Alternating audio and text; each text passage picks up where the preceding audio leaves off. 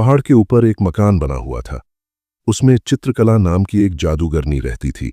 वह काला जादू जानती थी।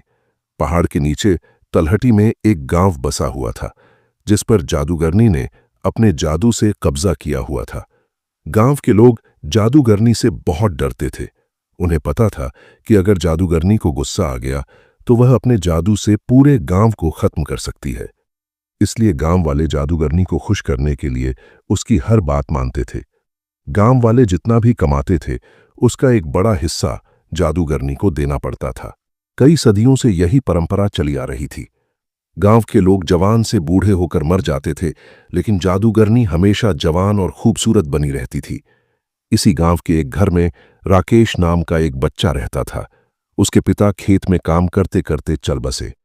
पिता के मरने के बाद राकेश ने खेती का काम संभाल लिया, लेकिन जितना भी अनाज वह मेहनत करके उगाता था, उसका एक बड़ा हिस्सा जादूगरनी को देना पड़ता था। एक दिन राकेश ने अपनी मां से कहा, मां, ऐसे तो हम कभी चैन से रह नहीं पाएंगे।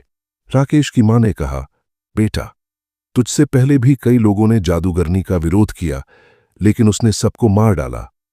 राकेश अगले दिन से अपने खेत पर काम करने जाने लगा, लेकिन उसका मन काम से ज्यादा जादूगरनी में लगा हुआ था।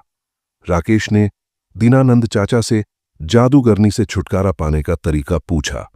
राकेश ने गोपाल से मिलने का निश्चय किया। राकेश ने सारी बात समझ ली। अगले दिन वह दूसरे गांव चल दिया। वहां वह गोपाल के घर पहुंचा। बहुत विश्वास दिलाने के बाद गोपाल ने राकेश से बात की। गोपाल ने कहा, मैंने एक बार रात को जादूगरनी के महल में जाकर उसका गला दबाया, जिससे वह सोते सोते मर जाए, लेकिन वह मरी नहीं, क्योंकि उसने अपने प्राण एक तोते में रख रखे हैं। राकेश को बहुत आश्चर्य हुआ। उसने पूछा, लेकिन ऐसा क्यों चाचा?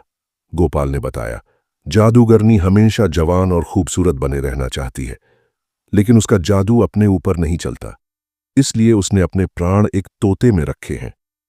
राकेश गोपाल से विदा लेकर अपने गांव वापस आ जाता है। रात होते ही वह चुपचाप जादूगरनी के महल में पहुंच जाता है।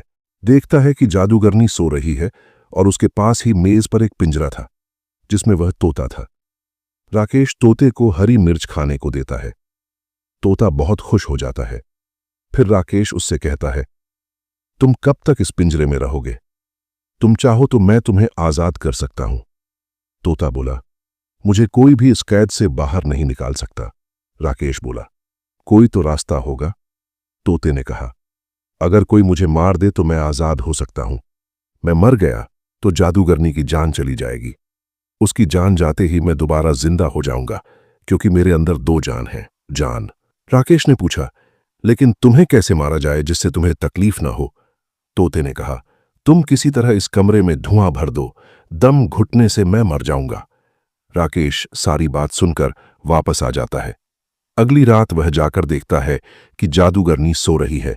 वह अपने साथ कुछ लकड़ियां लाता है, उन्हें जलाकर खिड़की से अंदर फेंक देता है, फिर खिड़की बंद कर देता है। धुएं से जादूगरनी उठ जाती है। वह पिंजरे को लेकर बाहर की ओर भागती है, लेकिन राकेश बाहर से दरवाजा बंद कर देता है। कुछ ही देर में तोता मर जाता है। उसके मरते ही जादूगरनी के हाथ से पिंजरा छूट जाता है और वह मर जाती है। राकेश पिंजरे को बाहर ले आता है। कुछ ही देर में तोता जिंदा हो जाता है। इस तरह राकेश की हिम्मत और सूझबूझ से गांव वालों को जादूगरनी से छुट्टी मिल जाती है।